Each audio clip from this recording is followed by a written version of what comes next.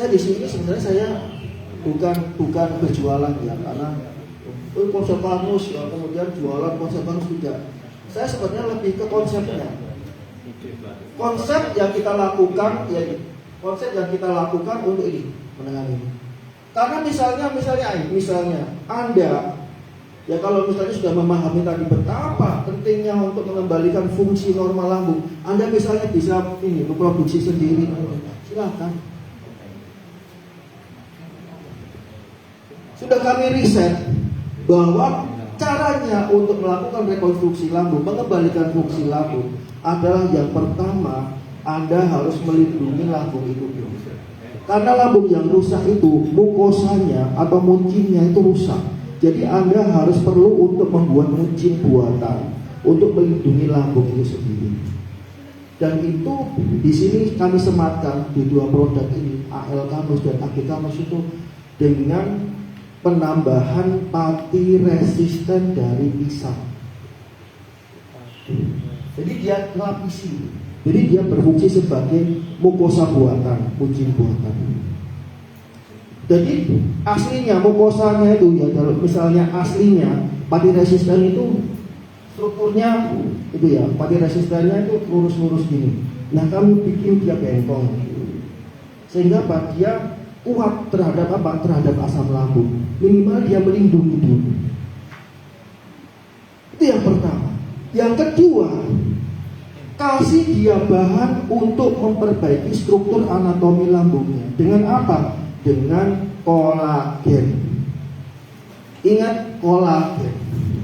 Tapi jangan salah, kolagennya harus yang sesuai dengan tubuh manusia. Dan kolagen yang paling sesuai dengan tubuh manusia yang halal ya adalah kolagen dari sapi. Sebenarnya ada yang lebih mirip lagi, yaitu kolagen babi, tapi nggak mungkin dong kita dari babi. Kita harus tambahkan kolagen, ya, kolagen tipe 3 protein fibril dari kolagen sapi. Ingat kolagen sapi.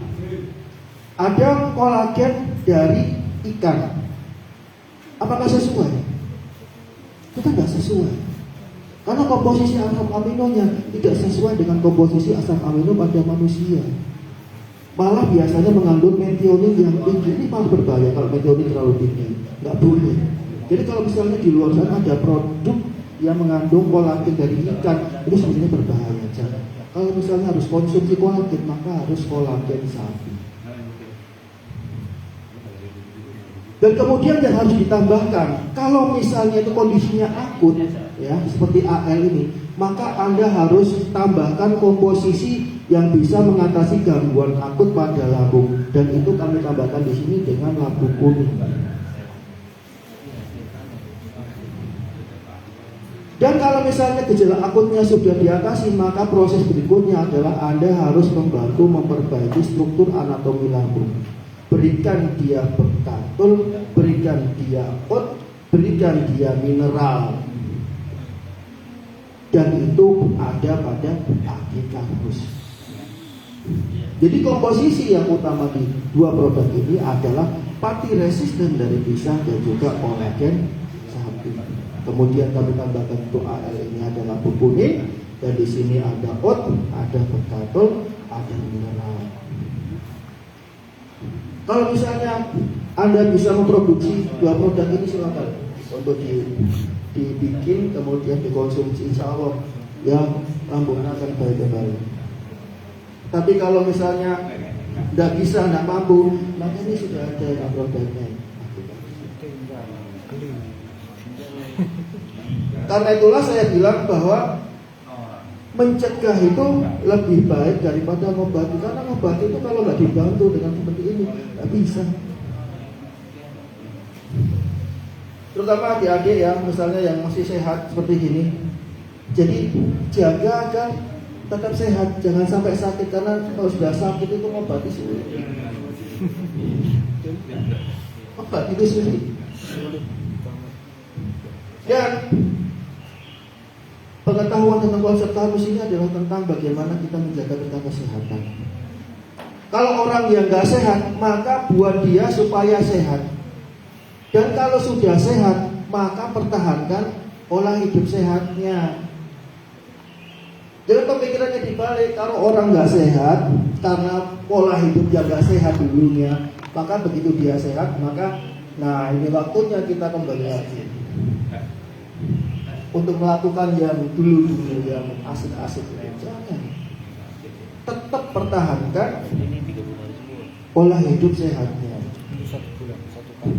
Ya, karena apa? Karena perbaikan tanpa mempertahankan pola hidup sehat, maka dia akan kembali lagi. Jadi kita katakanlah kalau kita harus mengontrol, maka jangan kita mengontrol itu dengan obat, tapi kontrollah dengan menerapkan pola hidup sehat. Kemudian apalagi yang dilakukan, yang berikutnya, setelah kita pastikan bahwa lambung kita baik, maka berikutnya adalah konsumsi antioksidan. Seperti yang saya tadi jelaskan, bahwa kalau nutrisi sel itu kemudian didistribusikan kepada setiap sel di tubuh kita, maka yang diperlukan adalah perlindungan dari mana? Dari oksidasi yang dilakukan oleh radikal bebas, dan itu hanya bisa dilakukan oleh antioksidan. Maka berikan dia antioksidan. Ya. Bersihkan. Lindungi nutrisi dari proses oksidasi. Karena kalau nutrisi yang dibawa oleh darah itu dioksidasi, maka akan bisa kemana-mana. Karena oksidasi ya, nutrisi itu akan bisa menghasilkan radikal bebas yang lain. Jadi radikal bebas itu mana istilahnya terjadi reaksi berantai. Reaksi berantai itu kalau misalnya tambah banyak, sedangkan antioksidan di dalam tubuh kita terbatas, maka dia sifatnya akan merusak.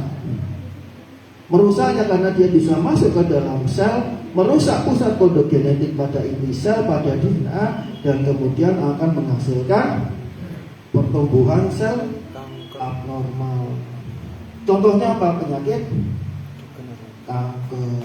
Contohnya penyakit apa? Misalnya tumor, endometriosis, kita dan lain sebagainya. Itu asalnya dari sini. Kita berikan apa? Kita berikan antioksidan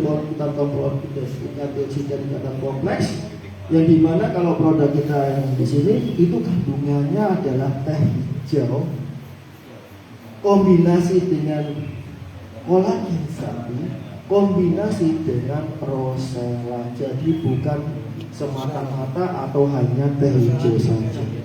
Jadi istimewanya di situ. Karena selain dia bertindak sebagai antioksidan, dia juga berlaku sebagai ikatan kompleks yang akan menjaring atau menangkap inisiator oksidatif.